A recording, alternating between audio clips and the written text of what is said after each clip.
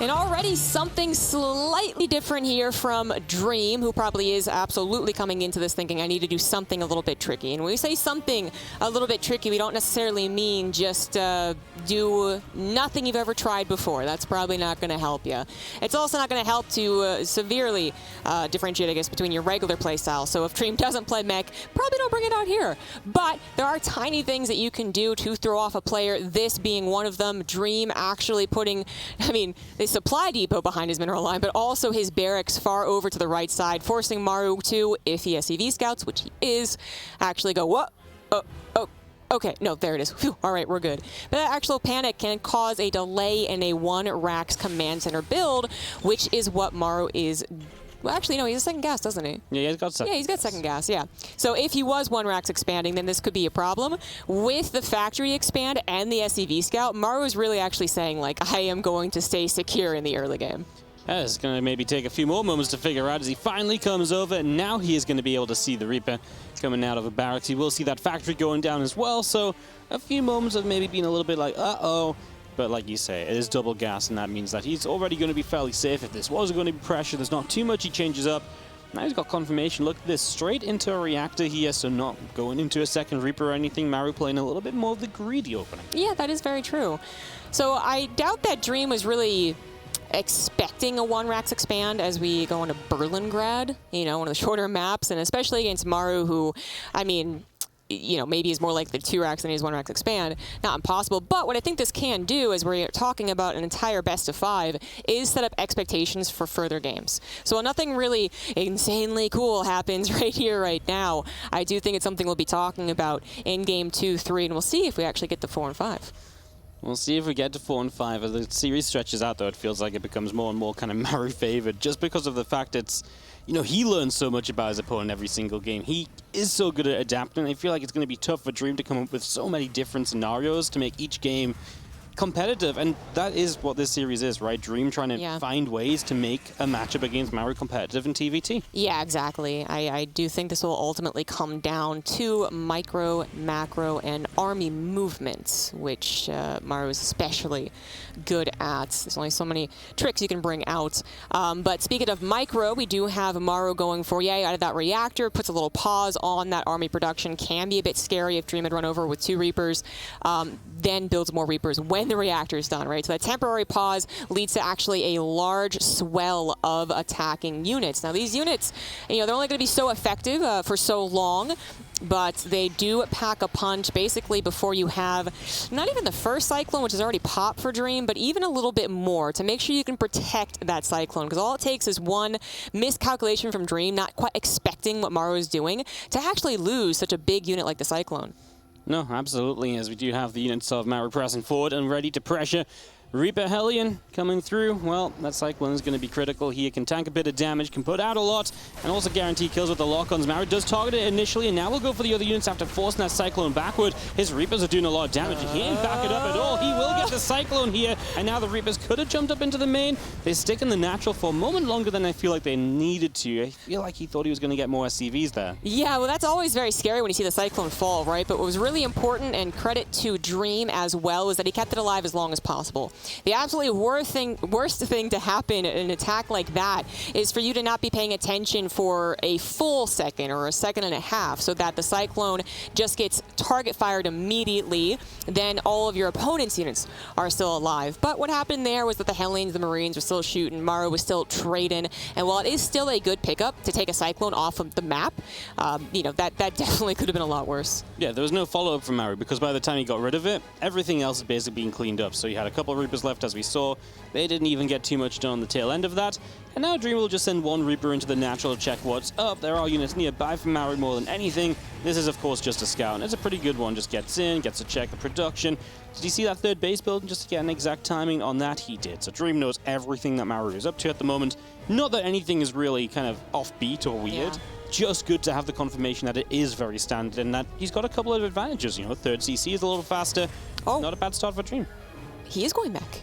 He is going mech. So, okay, so rewind for a second here. I mentioned that if you're not practiced with mech, oh, it's scouted actually. If you're not practiced with mech, then maybe you don't bring it out just because it's new and different, right? But the thing is, Dream is very practiced with mech, actually. Before he left for the military, he was in a fairly mech-dominant era, and he was quite good with it as well. So he is bringing out something that he is very familiar with. Is it necessarily meta as I am speaking right now? No, but I do like that he has the confidence to try something different, and of course the experience to do it well. But as I was pointing out, Maru did scout it. That very fast gas, that urgency on the third base gas is a bit of a tip, right? So Maru is going to try and apply this pressure and catch Dream while he's still adding on his production. Good scouting from Dream, spots this army coming across the map. Maru was just trying to find a way in. Playing mech on a map like Berlingrad, it's small, it's a short rush distance, and in some ways that helps you because it gives Maru less time as he's going to Raven harass here for a little while. It gives Maru less time to counterattack in while you get your mech push going. But at the same time, I feel like this map in particular, there's so many different angles of attack. I'm a little bit worried about how Dream will set up to defend. And right now he's taking a lot of auto turret damage at 7 SCVs, and Maru just going to edge back ahead in the work count. Yeah, that is true. That is true. I mean, not that much though. Not by 7, right? Just by 2. Yes. So bringing himself back into it. Yeah, exactly. But this is.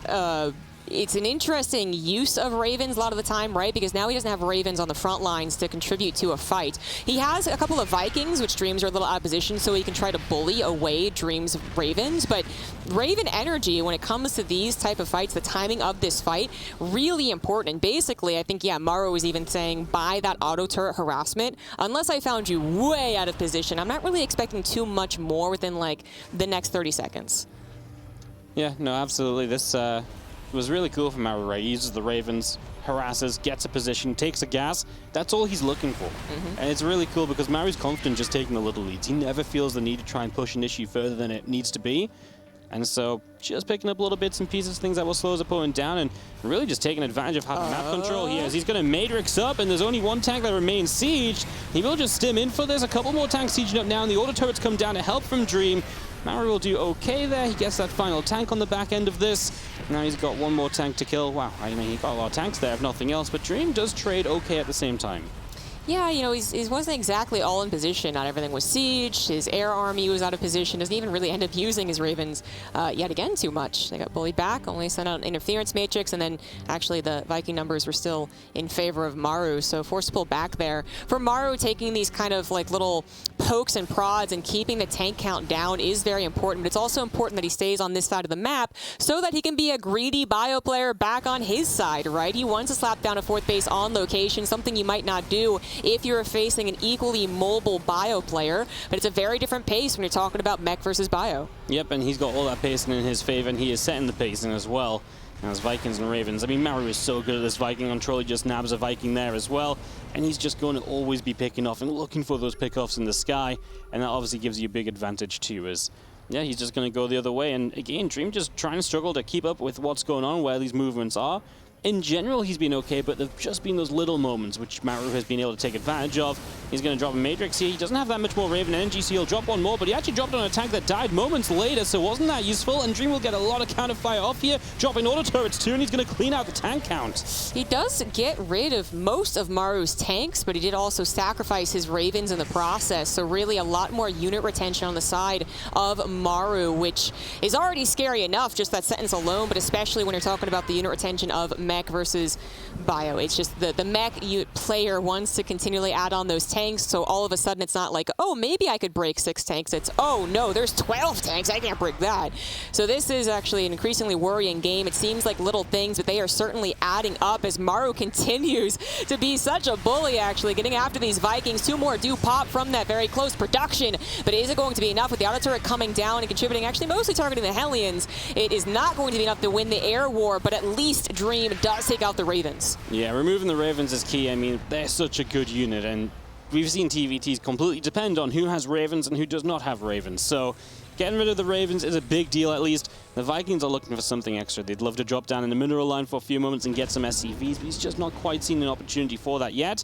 Maru is going to try and work his way around here, but that's where the barracks is going to be spotting, so Dream will know about Maru's attempted drop play as he gets his own 4 bases set up, continuing to scan around.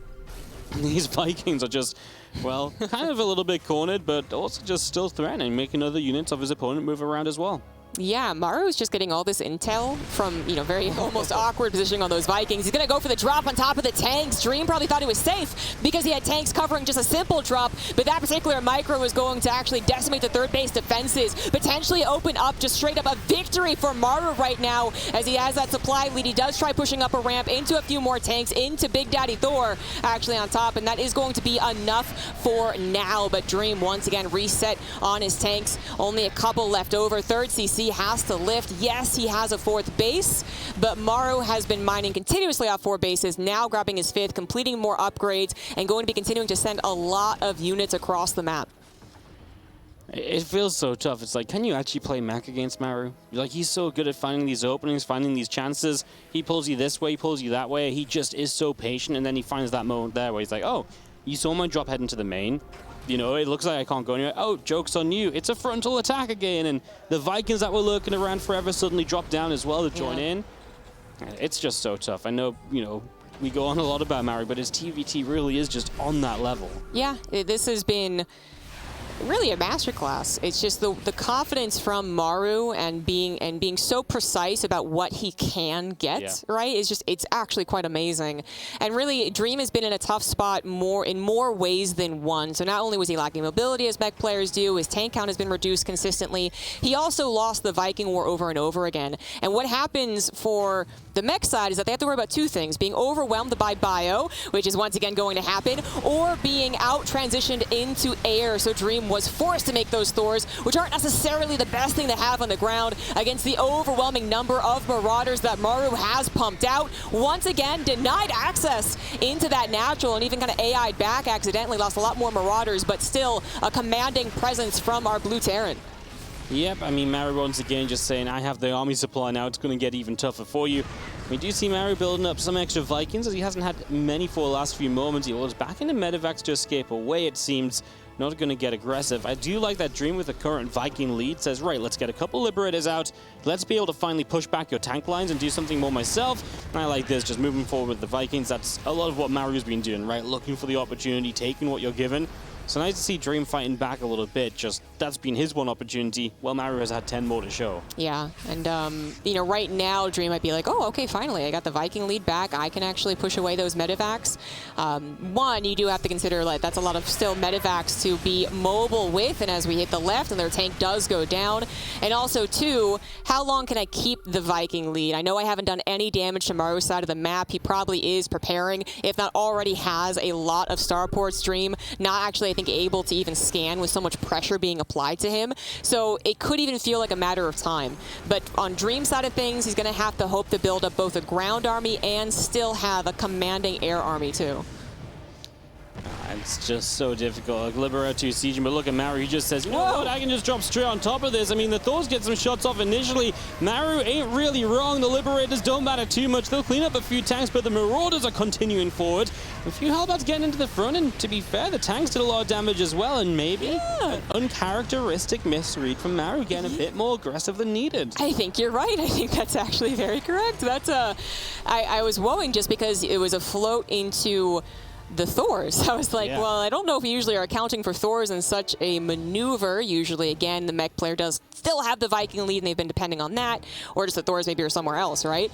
But running right into him, almost grouping up his Medivacs, that was a little bit scary. But then just in general, I think because those Thors weren't tanks, they were actually shooting. They didn't get in a dead zone. There is no dead zone on Thors. So that was not quite the tricky maneuver that Maru was hoping it would be. He still does have the lead. He's even up in economy still with a 5th, and now more command centers going down, and he is starting that very swift transition into air. And Dream, I think, is probably right to try and push and do something while he has a decent army supply. And he's on a short map too, so it's going to come hard. But Maru is doing a great job buying time, continuing to up the Viking count, and of course add on Liberators with Liberator range. Yeah, Maru is just, even though that was one bad fight, he was ready to reproduce and bounce back from it. And maybe that's why he was happy to go a little bit more carefree into that battle, saying, well, you know what? Everything else has gone so well. My bases have gone uninterrupted as I expand up the right-hand side of the map. Let's just see if I can end it. If not, I'm going to rebuild right out of this anyway. So maybe a moment of danger, but He's right back in control, maxed out again. Dream at least will take a chance to get a Liberator across the map, and harassment like this is something which can maybe give him some control again, right? Force Maru to defend, force Maru to think about other places than just where he wants to be fighting. And he needs something because this Viking count is getting out of control for Maru. He's got the Liberators, like you mentioned, and soon he's going to be the one just sieging up on top of Dream's army repeatedly. Dream will get pushed back into a corner until he has to make a last stand, and I don't think that's going to be very pretty. Very much kudos to Dream for surviving when it seems like everything was going so well for Maru for pretty much 90% of this game. He has been able to accommodate for all the fears that a mech player would have, and he actually is probably, I guess, going to get maxed out. We could have a battle soon, though, but get very close to it. So he's given himself a chance, right? Like, maxing out is, in a way, a great stabilizer, even if you have a bank, even if you have maybe superior technology in the form of Liberators. It means things can happen. So Dream actually being able to push across the map, going to try and take out the Liberators, perhaps. Actually, I think he took the Viking War, which is absolutely not going to be won by him. The Thors don't actually match up against Liberators, especially when they have range. And, well, yeah, Dream did not get to get maxed out. No, he did not get there at all. It's just going to be seeing Maru still comfortable. He loses 15 SCVs. It's like, well, I've still got 74. My rebuild's okay. Just continue trading. Finds a siege tank here that doesn't have any vision, so it's going to get liberated down. Obviously, Dream at this point just building Thors. He needs that anti-air. He needs something that can fight against this air army. He's going to find a few more SCVs perhaps, which again is nice, but it's so little compared to what he overall needs in this game to truly be back in it. And again, this feels like it's been 15 minutes of Maru just taking positions, taking control. Liberator's going to get a ton of tanks here, and it looks as though Dream is just going to try and fight this position. Didn't try and go for an unsiege. I mean, yeah, I assume he just didn't see it until too late, because that made no sense otherwise. Yeah, he might have also thought there was going to be bio, so it was definitely one of those damned if you do, damned if you don't. But there's actually not any bio with this, so he could have probably pulled back. But it's been 18 minutes. As I said, kudos to Dream for surviving for so long. But Maru was in control from basically minute 3 is when their builds started to differ. And Maru shows once again his prowess in this matchup. Yeah, the initial Reaper Hellion was actually, fairly well defended by Dream. That was hopeful, and that was like one of the last hopeful things he had, right? Like, one fight eventually went his way, but only when Maru was like 3 bases ahead, and everything else, just not really a fair fight. It feels like when Maru's just walking around the map all over the place. When is Dream meant to get his opportunity? When is Dream meant to get his chance? Well, that's why I just don't know if you can play mech, Yeah, that was certainly a good question you had asked. I do kind of even assume that Dream was hoping that there'd be a little bit more of a, oh, it's mech. Oh, hold on here. Yeah. Which can't happen, right? Because the beginning of TVT does look very similar to each other. It's very tech-based 90% of the time. So that's a 1-1-1 setup. And then you have pretty equal number of tanks, Vikings, and Ravens. And then you can maybe start to wonder, hey, there's not a lot of Marines. Wait a second. Or maybe you do get a drop into the main and you say, oh, there's a bunch of factories. But there's actually a legitimate hope that they don't really tell that quickly. Perhaps they have 5 barracks with reactors instead of a bunch of tech labs, and they have to kind of pivot. But in that game, I truly believe that fast scout on the 5th gas at the 3rd CC was already kind of like, oh, okay, all right, but what is this? Whereas the urgency to get that, where I think a lot of bio players, they would have been chiller about it, Yeah, it was a great single Marine scout, just get to see it, and you're right. At that moment, it's almost like Maru's like, well, you're not going to be surprised. Now I'm kind of just okay, so perhaps something that Dream will look at this next game. I don't even know what you changed. I mean, that's just unfortunate, that Marine being there, right? Well, none of us, apparently no one in the world except Maru himself can go up to a Terran and say, oh, you should have done this. That's true. Yep. It's definitely a tough one for this guy in the top right. He is the red Terran for Triple G. It is Dream. I like the Triple G. Gotta change it up one. Better than saying, good game, gamer. Bottom left-hand side, from Team NV, he is the one and only Maru.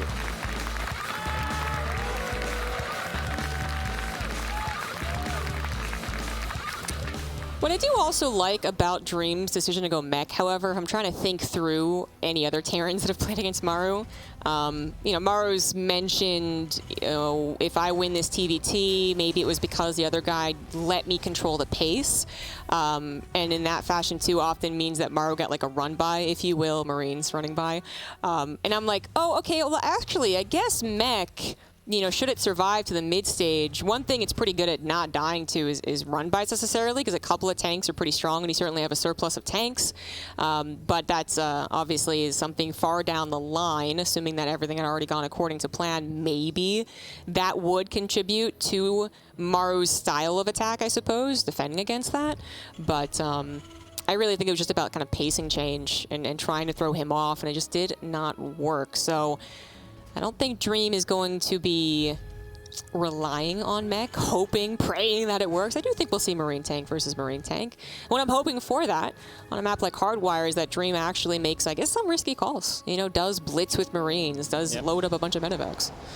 Yeah, and Dream has been willing, like I said, before the series started, to do very different things in TVT. Obviously, he's not proxying 2 racks here or anything, but some games he has cut corners. He lost one game to Cure where he tried to cut a lot of corners on Pride of Altaris, and Cure hit him with a great time, and he wiped the floor with him. But I think those kind of things are what you kind of want to do when you're playing against Maru. If you can cut a couple corners and survive and get away with that, sometimes that's just what you need to do. So, yeah, take some risks, basically, in whatever form, but take something, because otherwise Maru ain't going to give you very much outside of that. No, he's not. No. All right, so what do we have build order-wise? Factory expands for both players. That has been bread and butter of TVT for quite some time. Not just good defensively, but also opening up the options of how many Reapers, how many Hellions. And last game we did see Maru out of the reactor, go into Reapers, actually find a success in killing the Cyclone, which we could actually see more ripple effects from something like that than we did last game, but ultimately did not get any SCV damage. Yeah. Didn't really do anything at all early game. Didn't find any damage at all. Just going to see if Maru can do any better himself this time. Getting across to do something. I mean, this is very similar to what we just saw. So we'll see if the same situation arises a second time, or if maybe the micro is going to be a little bit different. That's, honestly the question. Is the micro going to be just a little bit different? Someone's a little bit better, a little bit worse. But I guess we do have a very similar situation. So to elaborate on what a Cyclone kill might lead into, we could go to an extreme and say a Cyclone kill could lead into a Banshee, but that's... Banshees are really out of the meta for a reason. Ravens are also alone good against Banshees. But then that could mean that maybe Maru guarantees map control with his own Cyclone. So it's out on the map actually looking for really good pickoffs of tanks or Vikings.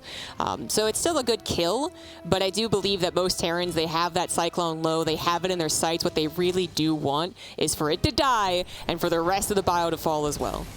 Let's see, Maru is setting up to push in his own Cyclone Raven production, all starting behind this.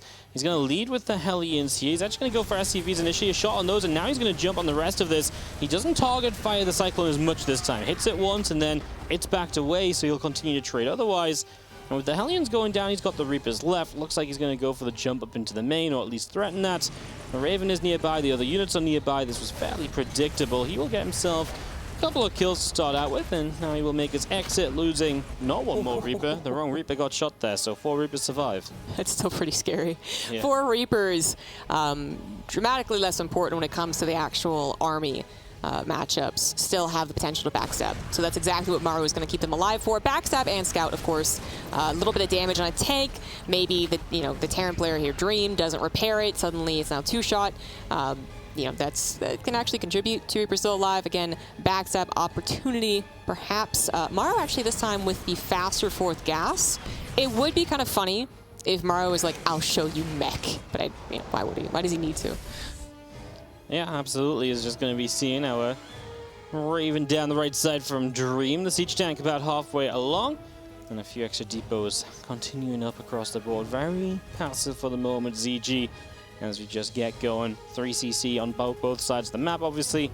Everyone kind of just matching each other this time. We really are expecting Dream, I think, to not play mech here and to maybe just go into a typical bit more Marine tank versus Marine tank. Yep. You can see, thanks to the Observer, that the resources lost is technically in favor of Dream.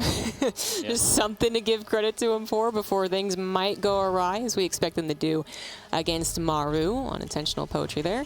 Raven harassment yet again, but this time it's Dream starting it off. Going to be able to grab 2 SCVs, building SCVs too, which is really the most annoying thing. We do not have the workers popping up, guys, but trying to keep counts 3-ish SCVs go down to the auto turret harassment. There you go. Yep. And Maru will be able to push forward with his own Ravens full of energy. Yeah, absolutely. That's the risk. Whenever you send these Ravens across the map, you're giving up a big part of your defense. And while army supplies are even, the army that Maru has across the map is way, way better just because it's got Ravens involved. One of the Ravens went down as well, so those Vikings getting involved, I'd imagine. That's obviously really nice. There's now auto turrets from Maru. He's just actually going to look for some harassment. Yeah, he tried to get a siege tank there. Doesn't quite work out for him. Maru has shown us in this event as well, if he feels like he's in trouble, he will use his Ravens fairly aggressively. So, he gets one more of Dream as well. That's really nice. So yeah, he has shown us he'll use his Ravens aggressively if he needs to get back into the game. He loses 1, Dream loses 2. I mean, it's really bad to lose 2 Ravens. It is. Let's be real. You know, I feel like we kind of wanted to be like, oh, that's not a big... No, it's a very big deal. That really sucks.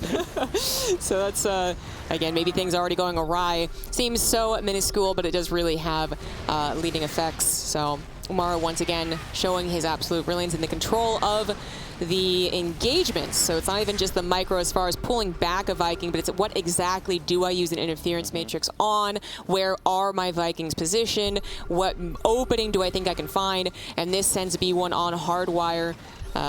Terran's obviously, both of them going to be wary of that. So Dream trying to track Maru.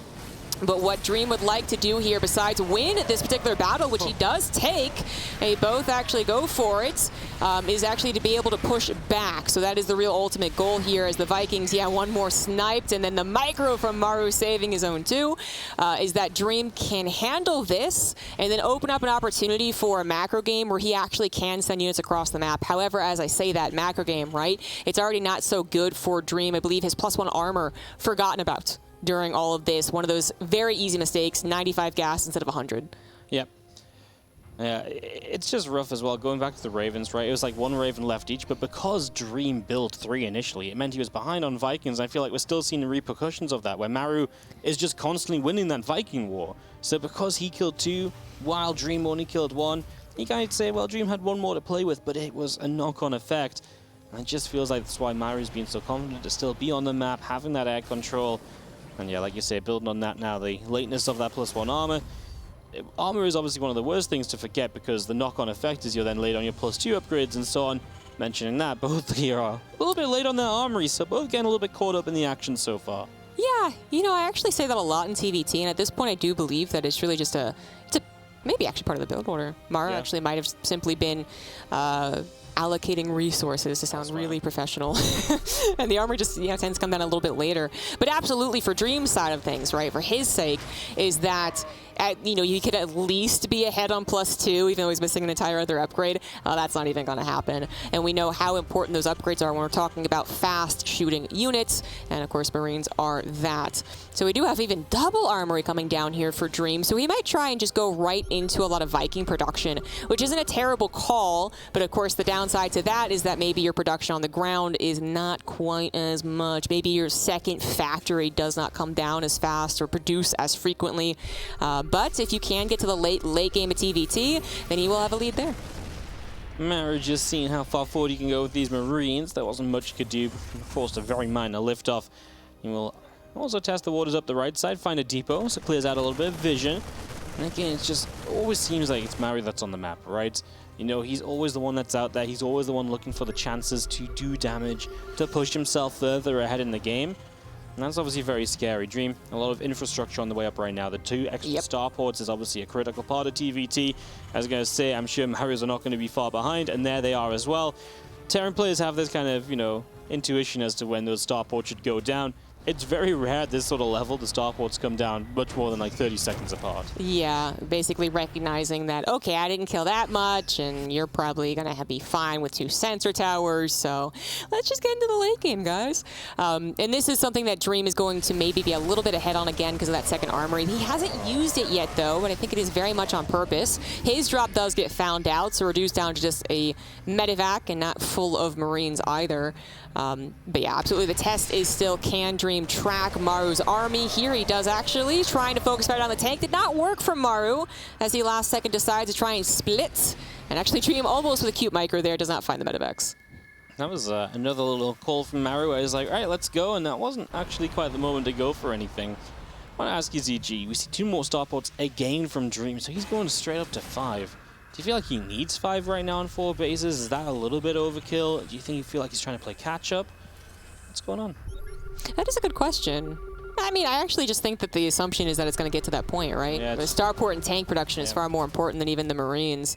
We might see one person be forced to pivot back into Marine production as they just straight up lose the air war, but right now, you know, the best army is what they're currently building. Viking, Raven, tank. The only reason you might see Marine armies win in those situations is that they do just outmaneuver it, get a couple of surprises, and Ravens are notoriously difficult to control. You know, talking about it, Maru added on 2 more agains as well himself, so yeah. They both just want to be at that point where if a big fight happens, they need to be able to rebuild, right? So just having that infrastructure ready is always great. Just pointing out that the Raven energy upgrade actually being gotten from Maru. Yeah. I think Dream not remembering it now. Maybe we'll remember it. Yeah, it's nice just to have those Ravens reach that max energy a little bit faster once they spawned, obviously. There we go. There we go. He gets it as well. So it makes a lot of sense as, well, this is TVT, isn't it? Our favorite kind. Sit back, wait. You know, a little bit of aggression here and there. Maru, you know, gave up a few Marines to make it a bit more exciting for us a few moments ago. But otherwise, this is just waiting. You know, they're all going to get their sensor towers up. They're going to have a lot of map control on both sides. And this really does become that micro duel more than anything. You're not going to catch your opponent off guard 9 times out of 10 in these battles. This is much more so going to be about how each of those battles goes and how you engage. Yeah, getting a little bit of the caster flashbacks of maybe Maru versus Cure, which was 4 games that actually a couple of them went very, very long, but were ultimately absolutely in favor of Maru. Well, you could definitely see that here. So we should be kind of saying, you know, hyping up Dream, right? Being like, well, he got to this point, he lived, he actually can tackle Maru in the late game, but actually I'm not sure that is true. So many Terrans have tried, some have looked good up until a point, and it all comes crashing down as Maru is just a little bit faster, a little bit, I mean, frankly, maybe even just smarter, confident perhaps, in even this stage of the matchup. So, yeah, we've actually talked a lot about how Maru, it feels like you could kind of be winning in the mid game against him. You know you're going to lose in the late game, so then you feel very urgent to win in the mid game, and he like can play into that. Well, if you do decide to not try to win in the mid game and play in the late game, Maru still wins. So there's no victory here. Yeah, I mean, Maru's just already expanding forwards, expanding to the corner, just a little bit ahead on that corner expansion. You see a few Marines here and there from Dream. We saw Maru just previously giving up a few Marines and freeing up a little bit of supply. Dream maybe just doing the same here, but also getting some information, just being annoying around the map. And these Marines go down, we're expecting more Vikings, more air units coming out. You know, there we go, 2 Ravens and a Viking. Obviously, extra sensor towers all coming up as well. This really is the the good old invest into that mass old air army kind of setup. So we sit back, we wait for it all to finish. I mean, 3-3 is going to finish on either side. That's not going to be too impactful with the way that this game is going. And Maru just says more command centers, more starports. Oh, a fusion core? Yeah, we'll have that one too. Why not? You know, it's actually kind of fun just watching the minimap right now. That's what I'm doing. Just watching the minimap? Yeah, you just see blobs moving around. You see big old circles every which way. You can start to guess what the Venn diagrams actually mean on this map, and it just kind of gets trippy. It's like an ink block test, actually. Like, what do I see? But honestly, that's like, we're waiting for something big and decisive, and not going to be coming soon. Even this drop in the main base, it's good, actually, and especially going after the armory is a right call indeed. It's going to get it. Yeah, that is +2 ship weapons denied. And you know what's cool about that is our observer not long ago pointed out that +2 ship weapons didn't start as soon as it could have done. It was sat there, that armory inactive, and that might have made the difference with it being done by now versus it getting cancelled. So an actual pretty sizable win from Maru, who is going into ship weapons himself, also favoring vehicle plating. So that's going to be like double upgrades on these Sky units, and I think in this game that's absolutely correct. And yeah, Dream might want to start looking towards that himself. Just make sure his air units are upgraded as well as possible. It'd be nice to get to. This is really splitting the map in half. This is some Brood War-esque TVT, actually. We even have 3 tanks guarded by a single missile turret so that you can have just enough tanks that the committal of Marines is annoying, but then also making sure that there's no medevac drop shenanigans. So it's actually very interesting. Both these guys... Actually, I don't know if Dream played Brood War. I don't think he did, but Maru was far too young, so I'm just going to assume that. Yeah. They both came up in eras where it was so popular. I'm sure they watched quite a few VODs actually. The patience, you know, being pretty critical, actually choosing the right moment to take an engagement. Dream deciding that was the right moment, and Maru says, okay, maybe you're right about that. I'm going to pull back. Can be very difficult to tell who has more Vikings in that case. Dream did. Yeah, Dream does just have more standing Vikings on the map. How many are building back up from Maru? Like, just 5 versus 4. So actually, Dream going to maintain it. Maru just has like 10 extra Marines that aren't really doing too much just yet. Both continuing into extra command centers. Another sensor tower going down. Make them Venn diagrams even more intriguing, ZG. You know, oh, hold on. Maybe a big fight here. Anti-armor missile goes down on both sides. Maru lands a larger one. He's just going to clean up a few SCVs over on the far right. So picking up over there. That's maybe going to be his next base along, so Maru will just hold this position. CG, who starts building battlecruisers first? Does anyone? Ooh, good question. I actually think that someone will. I'm not sure that it's Maru, though. The last time I could recall someone actually accepting that it can be a battlecruiser phase was it time against Maru? I think. Yeah, I feel like I saw that. Yeah, and then it looked actually like it was the right call. Whoever made the battlecruisers was winning, and Maru just won anyways. Because of course, what's tricky about battlecruisers is that they produce slow, they are expensive, they produce one at a time, and they do get nullified by the Ravens, which are still so damn powerful. As we see here, just orange painted every which way that we look. Marines and auto turrets from Maru do seem to be making the charge on the low ground, however, as tanks from Dream do start to fall. It also looks like Maru has won the air battle. 14 Vikings to just 4 or 5 from Dream. And while Dream's supply does stay steady, it is because his production is in full force, but he's already lost a bit too much ground to be comfy. Yeah, Maru, I mentioned a little bit earlier having those tanks from Marines, and in this fight they were actually kind of nice. They survived a long time. Those tanks weren't all sieged up, and so the Marines just sat there dealing some extra damage, and in that situation, that's where Marines can still be useful. So that works out. Dream going to come on the counter now, though. No, going to matrix up a couple of tanks and a massive order turrets. Wants to remove this base location to try and stop Maru from mining here on the 3 o'clock location while he has the 9 o'clock himself. And this planetary fortress should go down. I actually thought Maru had the ground, but as soon as I say it, Dream actually recognizes that he can push forward, takes out the base. That, if we're talking about the mirroring effect of a map, he has. Dream still has his left side of the base, the 9 o'clock. So this can be big. Dream did take the worst fight, though, so his bank is a little more depleted, but if his economy is making up for it, then that is still fine. Another battle perhaps going to ensue. I think you got to be careful. If you are so blatantly more obvious painted orange before your opponent is, you kind of just want to wait that one out. Yeah. Why fight in with a disadvantage from the very get-go? Why potentially give your opponent that shot advantage? As Maru now, knowing that this is about a fade, is looking for a fight again. Sieges, matrixes to make sure that he will get the siege tank victory on that. And let's see some of this Viking control from Maru. He flies his Ravens in the front. Matrixes go down from Dreams. He wants to offset the Viking numbers, give himself the lead, but he does not have an anti-armor missile on Maru's Vikings, and Maru will trade very well there. Also remember that Maru has the +2 vehicle playing. Exactly. So a significant upgrade lead there. That was a bit questionable, but Dream, I think, might also be thinking about just how long can I kind of force an engagement to last to allow myself maybe to reinforce. Can be a part of it, or if I think that if I have to back off, then I lose my tanks, and then there's a lot more to think of past just the micro of the battle. This is a very bold attempt from Dream to actually take control of this high ground. It does seem like this battle is all about this right side, right? Yep. But it does not work out. Maru is going to get that base back. All the meanwhile, however, Dream taking the left side, becoming more and more important. I'm actually kind of surprised that Maru has not sent something over there. That's kind of what we know him for, is that even towards the late game, he can have a good old run by, actually throw off, at the very least, his opponent's momentum. But no, not this time around. It really is about the two armies battling each other in a single place.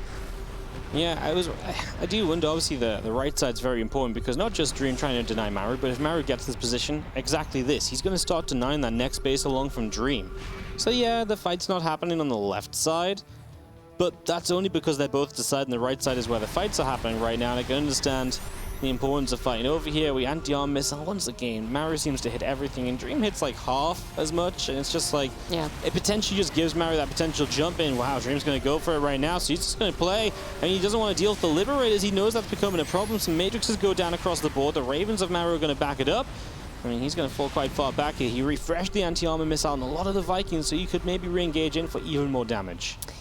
I mean, Maru has been steadily winning these battles. taking away some of the economy from Dream on this base as well. And once again, the battles do ensue. Now far closer in the Viking counts than before, but much higher in the tank count as Maru could just start to siege hop forward. It's exactly what he does. Resieges his tanks, going to try and take down some that are in his vision. And Maru once again just taking, I believe, the better trade. He's got such a humongous bang for the fact that they've been on equal bases, or even actually Dream one up. But Maru has always had more SCVs, so that is very fair to point out. And maybe has even been saturating his gases better than Dream.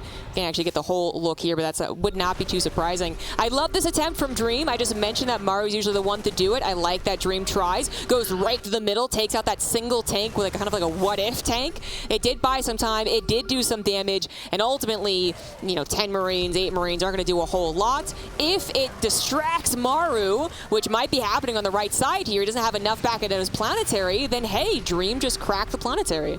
Yeah, he's going to get straight on through that. Tell you what, ZG, that bank of Maru just feels like it's not going anywhere, doesn't it? Yeah. It's just been huge for such a long time. What's the resources lost at? Well, maybe let's have a look after this, because right now we engage in. Vikings and Ravens is going to go huge. This time it's Maru that's painted orange. He got matrixes off on all of the siege tanks, but he has no follow-up to that. Now we're going to get the paint orange, and we're just going to go back and forward in the skies. 16 to 14 Vikings favoring Dream at the moment. Now we've got these Marines continue to push on forward. See even more units coming in on the counter-attack, and Dream putting the pressure on Maru still. 2 orbital commands going down, and these Marines maybe even could have jumped after the Vikings. They're going to jump on top of these Marines, maybe one at the tank, and denied by the auto turrets. These Marines on the left side are going to eventually be cut by the reinforcements, but again, Dream finding a little bit here. I think he eventually realized, wow, I'm really not winning enough engagements on the right side. I got to try something a little bit trickier. So he is using, I believe, a better barracks production to actually go a little bit more into the Marines than Maru has, and using them to be mobile on the map, causing some big distractions. Finally takes out that base, and it looks like Dream might also be able to expand there if he's quick. Yeah, Maru's going to stop playing around the right side, it seems, and put more attention on the left. Obviously, Dream wasn't immediately here to defend this, so Maru is just going to move right up, get rid of these couple tanks, siege up in their faces. Can't do anything because they're Matrix, and that means that this base on the left side will just go down unless Dream has an immediate response, but I'm not sure if he should go rushing in. I mean, while it was nice to take the base lead, you've also got to know when it's just not time to try and take it back, right? Give it a little while, maybe fight back later, maybe, like you say, expand to the right side yourself, then give Maru this left side, because this base has been mined more, so that would be a win for Dream. Yeah, that's actually a good point, which he needs, because his resources trades are not looking so good. So Maru, you know, I mean, a little bit better than before, I think. But Maru kind of identifying that he did pull everything back on the right side in response to the Marines, then says, well, I guess I can't get back there fast enough. Just goes to the left, which Dream was weak on. The sensor towers can only cover so much offensively, if you will. So we do have, once again, most of the potential long-term TVT coming down to 9 and 3 o'clock, I suppose. Dream's little harassment here is cute, but ultimately not going to be enough. Yeah, there you go. Yeah, I mean, trying to get, you know, a turret up or so, right, to try and zone out the Ravens in case they came in just like this. And, oh, to be fair, I believe the Raven actually did shoot down, a turret did shoot down the Raven there. So that's something we're going to engage in on the skies. Anti-arm missile and all of the interference matrices. So immediately Maru is just outnumbered. But Dream's supply just plummeted, Jess. It just went to 150. Yeah, that did not look so hot. Does get back to rebuilding eventually. But not letting Maru back up onto the base. Dream does finally send them over to take it, but that actually took a while as he was dealing with the left side. Once again, the engagement does ensue. We have Maru up 4 Vikings, but significantly down in the Ravens at this point. 12 Ravens to 3 is actually huge in these TVT battles, but then 10 tanks to 4. I mean, the thing is that Dream can actually interference matrix the ground. He has not had the Marine advantage in a while, only when he went for those dives. If he had 50 Marines now, then I actually wonder if he could start winning the ground war and kind of the weird like flip that TVT can get back into, but he doesn't. Maru going to retake this right-hand side, so he's going to be the first to retake the 3/9 o'clock battle kind of base. And that's going to be big. He's going to set a sensor out here, turrets. Looks like he's very serious about holding this position. 4 new Ravens on the way as well. Of course, Maru has the bank to keep on rebuilding. Dream really does not. He's really out of gas and out of minerals. That left side would be really nice to get back. Of course, this base hasn't been mining properly. He's evacuating there, and that's some gas that's left behind. I'm actually Like, obviously, there's a lot of things that have been going slightly worse for Dream, but I do wonder if a surprisingly large thing is that he did not take the right base when he had an opportunity. I want to say there was at least a minute and a half to 2 minutes where he could have at least dropped the mules. And while, yes, gas is more important to the rare commodity, I think he at least could have been mining out with mules, just literally stealing minerals from your opponent, which, hey, if Dream does start to turn around on the resource trades, could be a big deal. As it is, Maru was still such a bank. Now looking towards that left side, just an orbital for Dream to defend that. So just a handful of Marines is all it needs. Absolutely. Just going to see that +3 vehicle plane coming through from Dream. That's been so long in the making. You know, he really was slow on those upgrades initially. Maru definitely has taken advantage of that in some of these fights. With just how many they've been, those upgrades have been almost invaluable. So Dream back toward the right-hand side, but Maru is extremely well set here. Probably the best setup he's had on the far right. He looks for maybe a Viking pick-off there or so, a Raven. Doesn't quite find it, but now Dream's kind of diving down into the center, and Maru will have to pick up a fight here and decide what he wants to do. As Ravens are separated from the Vikings, so they're kind of on their own. The Vikings will start to kill them as he's just trying to turret. The Marines sat AFK on the right side from Dream, though. They would be really useful against all these Vikings right now. Maru was caught very off guard by Dream's audacity to just march into his side of the map. Yeah, exactly. His Vikings went around to actually stop or at least punish a lot of the Raven usage, so 9 of them still live for Dream after breaking Maru's attempt to hold in that choke. Suddenly, Dream deep into Maru's territory, taking out bases, going for more actually, which is absolutely the right call. If you've got momentum against Maru, please go for the production. That is the killing move there, and that's exactly what Dream does. He knows that he wants to continue pushing forward. It once again comes down to the air battle that Dream actually number-wise is absolutely winning. He has some Marines on the ground as well to support, getting into the production, getting into the economy. So many orbitals at this point have fallen for Maru. Wow. I mean, Dream, he just found that one move that he needed, right? Made a push through the center. Maru was not ready to fight. He got punished because of it. And Dream is just going to keep on rolling. He's got that left side base back up for himself as well. Maru's still trying to scramble together, and he might maybe be able to make a hold, but he's losing so much infrastructure along the way. And this is opening up the rest of the map for Dream to refocus the rest of his units, his reinforcements elsewhere, or even as he leaves, he can get a whole bunch done as well. And Maru is trying to rebuild it in other places, so see if that actually works out. I think maybe in the very, very bottom right is where the production is being rebuilt. Yeah, exactly. So that should be safe for a while. This did not end up being the fastest blitz into Maru's main base, which really could have been the killing move there. Instead, tanks pop out. The Viking War once again happens. We have a slight lead for Maru in the Vikings. He is down to the Ravens. However, he is starting to push us back. The Marines of Dream, they want to help. They do. But the tanks on the high ground for Maru are going to stop him. No, actually, they decided to go for it because the Ravens came in. The Ravens come in, interfere, switching the tanks, allow the Marines to get up that ramp, and they're going after the Vikings. They're trying to be able to win the Viking War. Dream still has a couple of tanks on the low ground, but from behind, the extra production is finally coming in, and this turns into a bit of a surround as Dream does get pushed back from this base. He loses his supply on this side of the map. Look at the supply on the actual overlay. Dream still did so much damage to Maru that he is still up 40 supply. He really is. He is absolutely stunning performance, right? He just kept that fight going. Yes, cleaned up, but he got such a good jump. And obviously this was through the last 3 or 4 minutes just so Dream favored. And now Maru is going to have to try and dig himself out of a hole. And I don't know if he can, because he is in a lot of trouble. Way down on supply, way down on workers. And the little bit of money in the bank is not going to catch him up to the 40 army supply he is missing. Casterism has to come out. If anyone can do it, Maru can. He's got some production, he's got some economy, and apparently for this guy, that's a lot of time, all it takes. He also does have slightly better upgrades, I guess, when we're talking about the tanks, too. Not sure that's really going to matter, as Dream already in position, shelling away at the planetary, denying Maru another base, and Maru, he's depleted his bank. You know, it's great that he had the bank for so long, and he had kind of a backup plan, but that only covers so much. And truly, the attack through the middle from Dream did enough to put him solidly in the lead. He has taken control over the map, he has taken control of the supply, and he definitely has Maru on the ropes. Isn't it so crazy? We see all of this back and forth for 25 minutes. It's so close. Maru is, I'd say, for the most part, leading. He's got a bigger bank. He's trading better. Dream just finds that one moment, that one opportunity where Maru's not paying attention. He does so much with it. The game completely flips, and now Maru Feels like he must defend this base. He's going to make a play. Matrixes go down. The Marines of Dream will come forward to fight, though. They're getting a little bit caught up on the tanks, but there's just not really much from Maru to stop him from streaming on forward. He's going to go for the tanks. He'll have the Planetary Fortress to kill afterward, and he is going to win the air battle as well, as there just is not enough, and Dream will take one map off Maru in fantastic fashion. That was actually kind of insane, you know. That was a long game for all of us here too, but especially for the players. But when we think about that game, right, easily, you can say 70% in Maru's favor. The last 30%, though, was so dramatic that Dream was able to win within, you know, a couple of minutes, really, as we think of the overall game. Small percentage is what Dream won, but it was the more important percentage as he takes a map away from Maru, continues kind of digging in, I suppose, to Maru's record in TVT, and that is just kudos to Dream to actually be probably feeling under so much pressure for the majority of that game, and still to say, no, I'm okay. I can make some moves. Hold on, maybe there's an opening. Definitely a great tournament for Dream. Yeah, fantastic game. I feel like it's so interesting. Both maps so far have had a similar feel. Maru has been on the map. Maru's been making the moves. He's been taking control. Obviously, in that first game, he found the openings that took that control and pushed it to a victory.